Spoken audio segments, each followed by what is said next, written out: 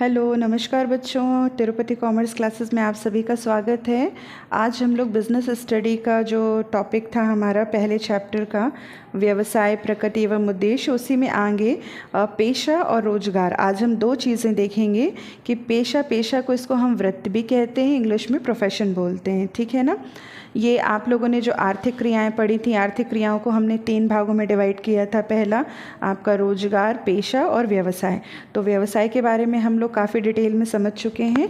अब आज हम लोग किसके बारे में देखेंगे? पेशा। तो पेशा वे आर्थिक कार्य जिसमें पूर्व प्रशिक्षण प्राप्त कर व्यक्ति अपने ज्ञान, कौशल एवं व्यवहार द्वारा अन्य व्यक्तियों को सेवा प्रदान करता है, पेशा कहलाता है। जैसे वकील के द्वारा मुकदमा लड़ना, अध्यापक द्वारा अध्ययन करवाना। जब भी जो पेशे की बात आती है ना, तो पेशे में एक बहुत मेजर एक अच्छी चीज़ आती है। उसमें हमें जो भी हमारा सब्जेक्ट है, मतलब उसका विशिष्ट ज्ञान होना आवश्यक है। विशिष्ट ज्ञान, है ना।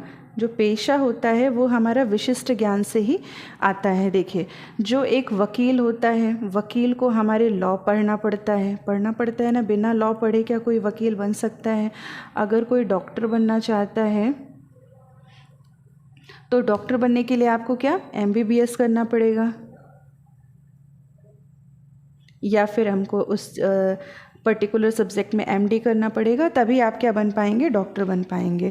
मतलब अगर हम कहा जाए तो कोई भी विशिष्ट ज्ञान जिसके लिए हमें प्रशिक्षण की आवश्यकता होती है, हम अपने ज्ञान और कौशल और अपने व्यवहार से व्यक्तियों को सेवा देते हैं। जैसे कि डॉक्टर मरीजों का इलाज करते हैं, वकील लोगों का केस मुकदमा आदि, ये सारी चीज़ें। अब पेशे की अगर हम एकदम पर्टिकुलर किसी राइटर के अकॉर्डिंग डेफिनेशन लेते हैं तो पेशेवर व्यक्ति वह है जो केवल व्यक्तियों से व्यवहार करता है और अपनी निजी चातुर्य अथवा सेवा का उपयोग व्यक्तिगत आधार पर करता है, ठीक है ना। मतलब अगर हम साधारण शब्दों में कहें तो पेशा उन क्रियाओं से होता है जिसको करने के लिए विशेष प्रकार का शिक्षण, प्रशिक्षण और योग्यता की आवश्यकता होती है। आई थिंक सो आप पेशे की परिभाषा अच्छे से समझ गए होंगे। अब बारी आती है पेशे की विशेषताओं की। तो सबसे पहला होता है विशिष्ट ज्ञान, जो हमारी जो सबसे मेन इम्पॉर्टेंट नीड होती है। पेशे के लिए विशिष्ट ज्ञान और तकनीकी कुशलता की आवश्यकता होती है। इसके लिए वित्तीय पूंजी की या तो आवश्यकता नहीं होती या कम होती है। आवश्यकता नहीं होती, देखिए कैसे, सिर्फ जो आवश्यकता होगी वो आपको पढ़ने के लिए होगी। जब आप लॉ की पढ़ाई करेंगे, जो आपकी फ़ीस लगेगी, बस वही आपकी आवश्यकता होगी। उसके बाद तो देखिए, आपको जब केस लड़ना है तो वो कहाँ कोर्ट में लड़ेंगे, उसमें आपको किसी भी तरह का कोई भी पूंजी इन्वेस्ट करने की ज़रूरत नहीं है। डॉक्टर है वो पेशेंट को स्वयं देखेगा, जो उसको ज्ञान है उसके हिसाब से वो उसको दवा देगा, उसमें उसको किसी भी पूंजी की आवश्यकता नहीं है। हाँ, पूंजी कहाँ लग सकती है? जैसे उसे अपना क्लिनिक बनाना है, दैट्स इट, ठीक है ना। सेकंड आता है आपका, फिर इसके बाद प्रशिक्षण। तो जो पेशा होता है क्रमबद्ध एवं संचित ज्ञान पर आधारित होता है, अतः इसके लिए बौद्धिक और औपचारिक प्रशिक्षण की आवश्यकता होती है। बिना, देखिए, आप वकील बनेंगे तो भी आपको प्रशिक्षण चाहिए। कहते हैं ना किसी लॉयर के अंडर आपको पहले काम सीखना पड़ेगा। MBBS करेंगे, MD करेंगे, कुछ भी करेंगे, उसमें भी ट्रेनिंग पीरियड होता है। इवन आप CA की पढ़ाई कर रहे हो, उसमें भी 3 साल की ट्रेनिंग होती है किसी न किसी CA के अंडर में।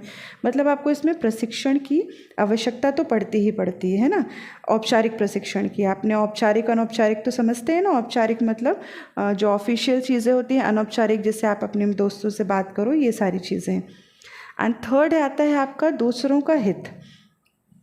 पेशे में लोग अपने चातुर्य एवं विशिष्ट ज्ञान का उपयोग दूसरों के हित के लिए करते हैं, ना कि अपने स्वयं के हित के लिए।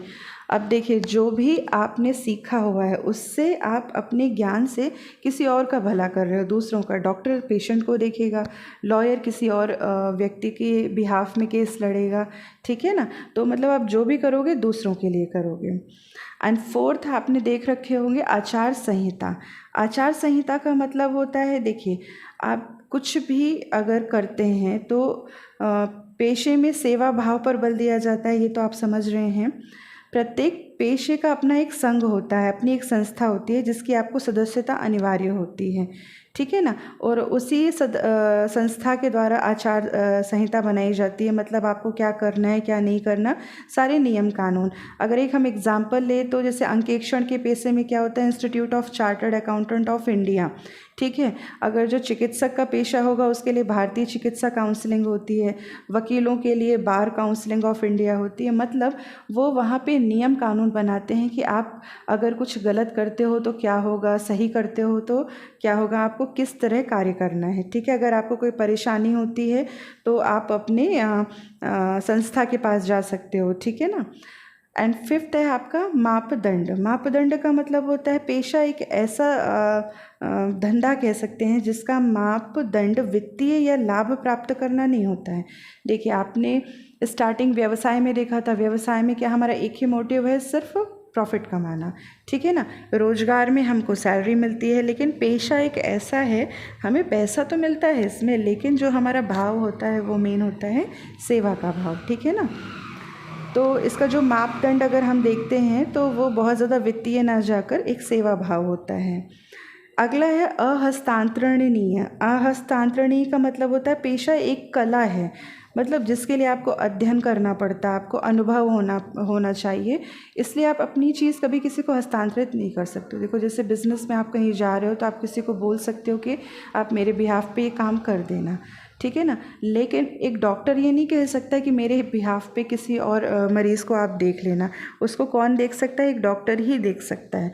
वकील ये नहीं कह सकता है कि आप मेरे बिहाफ पे जाके कोई केस लड़ ले, है ना। उसके लिए आपको उसकी योग्यता की आवश्यकता होगी, उसकी प्रशिक्षण की आवश्यकता होगी। ठीक है। तो आप इसको अहस्तांतरणीय बोलते हैं, अपनी चीज़ें किसी को हस्तांतरित या ट्रांसफ़र नहीं कर सकते हैं। एंड नेक्स्ट है मानसिक श्रम को प्रधानता। देखिए, जो रोज पेशा होता है, प्रोफेशन होता है, ये पूरा का पूरा दिमाग का खेल होता है। आपको विशिष्ट ज्ञान की आवश्यकता पड़ती है। तो जो भी है वो उसमें सबसे ज़्यादा आपको कोई शारीरिक श्रम की ज़रूरत नहीं पड़ती, यहाँ पर मानसिक श्रम की प्रधानता होती है। ठीक है ना। तो आई होप सो आपको पेशा, प्रोफेशन बहुत अच्छे से समझ में आ गया है।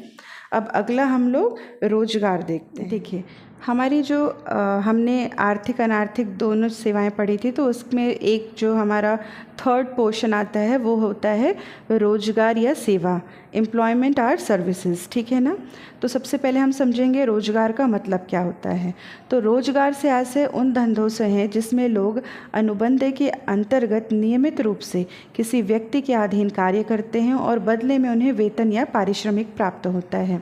वह व्यक्ति जो अन्य व्यक्तियों द्वारा नियुक्त किए जाते हैं कर्मचारी कहलाते हैं।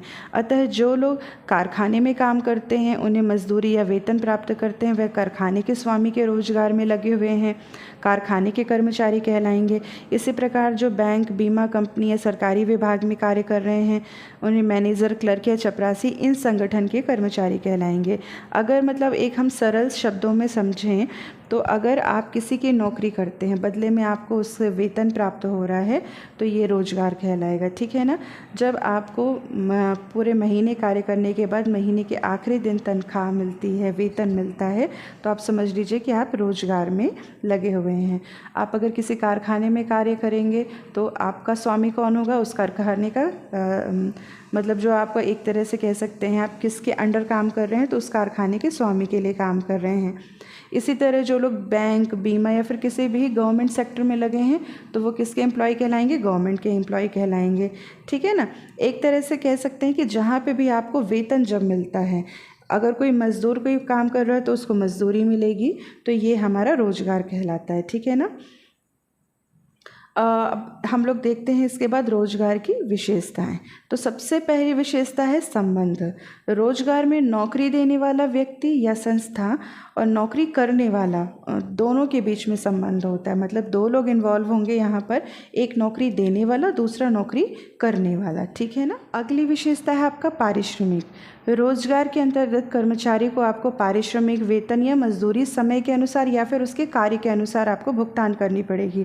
जैसे मैंने बताया कि अगर कोई कर्मचारी आपके यहाँ कार्य कर रहा है, तो जो आपका मतलब महीने का आखिरी दिन होता है, उस दिन आपको उसको सैलरी या वेतन देना पड़ेगा। अगर कोई मजदूर मजदूरी कर रहा है तो उसे मजदूरी देना पड़ेगा। अगर कई बार कार्य के अनुसार हम देखते हैं कि कितना कार्य उसने किया, उस हिसाब से पारिश्रमिक बनता है। ठीक है।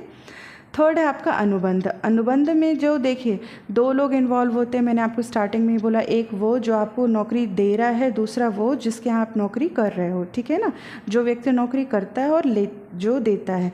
तो ये अनुबंध आपका लिखित भी हो सकता है, मौखिक भी हो सकता है, ठीक है ना। अगर कोई कॉन्ट्रैक्ट साइन होता है तो उसमें देखिए रोजगार की सारी शर्तें लिखी रहती है, आपको क्या पारिश्रमिक मिलेगा, आप कितने दिन कार्य करोगे, आपकी छुट्टी के दिवस क्या रहेंगे, आपके कार्य के घंटे क्या रहेंगे, आपको क्या टीए मिलेगा, क्या डीए मिलेगा, जितनी भी चीज़ें रहती हैं, जिसे एक तरह से हम लोग वो कहते हैं ना, जब आप कहीं पे नौकरी के लिए जाते हो तो जो आपको अपॉइंटमेंट लेटर मिलता है वो से आप अनुबंध मान सकते हो, ठीक है ना। अगला है आपका पूंजी। तो रोजगार के लिए हमें किसी भी तरह की पूंजी की आवश्यकता नहीं होती, केवल हमारे अंदर शैक्षणिक योग्यता होनी चाहिए या फिर प्रशिक्षण या कार्यकुशलता। अगर आप कहीं नौकरी के लिए जाते हैं तो शैक्षणिक योग्यता वो आपकी कार्यकुशलता देखते हैं, अगर मजदूरी के लिए जाएंगे तो देखेंगे आप अगर टेक्निकल वर्क है तो आपको वो चीज़ें आती हैं या नहीं, दैट्स इट। इसमें कहीं पे भी आपको कैपिटल इन्वेस्ट करने की ज़रूरत नहीं होती है। पांचवा है आपका जोखिम। तो रोज़गार में जोखिम का तत्व का अभाव होता है, क्योंकि वेतन हमको निश्चित समय पे और नियमित रूप से प्राप्त होता है। बिजनेस में क्या रहता है, आपके जोखिम होता है कि हमको प्रॉफिट भी हो सकता है, लॉस भी हो सकता है, लेकिन रोज़गार में ये प्रॉब्लम नहीं होती है, क्योंकि हमें पता है कि हमें महीने के आखिरी दिन तो सैलरी मिलेगी ही मिलेगी, ठीक है ना। तो इसमें जोखिम का तत्व नहीं होता है। एंड लास्ट है अहस्तांतरणीय। रोजगार हेतु सेवा योजक को स्वयं अपनी निर्धारित योग्यता और प्रशिक्षण की आवश्यकता होती है, आप इसे किसी को हस्तांतरित नहीं कर सकते। अगर आपकी कहीं पे जॉब लगी है तो वो किस बेस पे लगेगी कि आपकी क्या क्वालिफ़िकेशन है, आपकी योग्यता क्या है, आपकी कार्यकुशलता क्या है। आप चाहो कि आपकी जगह कोई और नौकरी पे चला जाए तो ये इम्पॉसिबल होता है, ये एक अहस्तांतरणीय होता है, ठीक है ना। सो आई होप सो कि आपको ये चीज़ें अच्छे से समझ में आ गई हैं। तो अगर आपको रोजगार और पेशा ये दोनों चीज़ें बहुत अच्छे से समझ में आई हैं तो आप चैनल को सब्सक्राइब करिए, लाइक करिए, शेयर करिए। थैंक्स।